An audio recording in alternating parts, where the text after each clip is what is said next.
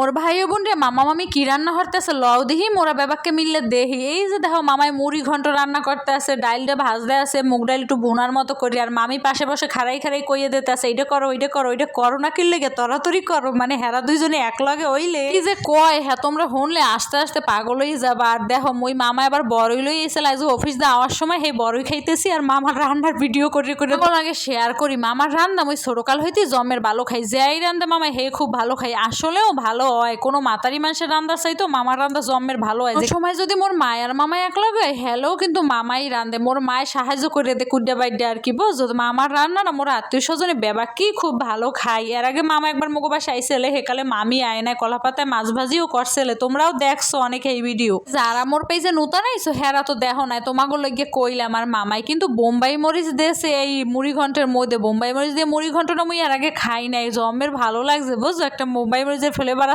আর এদিকে দেখো মামি আর ভাই জামা পরা নিয়ে যুদ্ধ হইতেছে। এই জামা প্যান্ট হয়েছে তোমাকে গুড়দাদা হ্যাঁ এই ছোট্ট শালাবাবুর লগে আনছে, কেমন হয়েছে অবশ্যই তোমরা কমেন্ট করে জানাবা। আর মোর মিনি ব্লগ এখানেই শেষ, এখন হয়তো এরকম ছোট ছোট ভিডিও দিব।